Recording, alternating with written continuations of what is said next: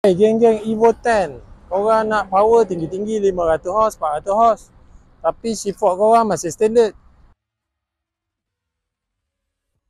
So hari ni kita nak cerita pasal shift fork lah. Evo 10 dengan Rally Art pakai shift fork magnet yang sama lah. Sebab gearbox SST lah. So kita tengok kat sini perbezaan dia. Yang ni yang aftermarket punya. Yang ni kau tengok yang original, plastik. Dalam ni dah bekas patah lah. Tak tahulah korang boleh nampak dah kan. Dalam ni nampak bekas patah. So yang ni upgrade version nya.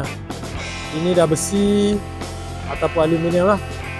Brandednya kita kata racing lah. So shift fork ni memang penting lah. Ini punca bila korang tengah bawa nak belanja. Dan tengok gear tak boleh masuk.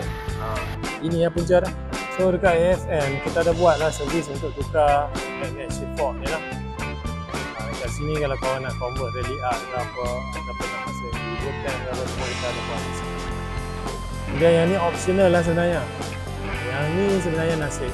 Ada yang terkena tak boleh masuk gear, cuma boleh masuk gear 1, 3, 5 ataupun korang cuma boleh masuk gear 2, 4, 6. Punca dia shift fork. Tapi apa-apa pun kalau ada problem ni datang ke AFN dulu, kita scan, kita checking dulu baru kita confirm nak buat. So korang yang ada masalah gearbox, Evo 10 ataupun Rally Art, AFN boleh settle masalah korang. Korang nak tukar shift fork ke, korang nak upgrade kelas 10 plate ke, 12 plate ke, 14 plate, datang AFN, kita kasih settle semua.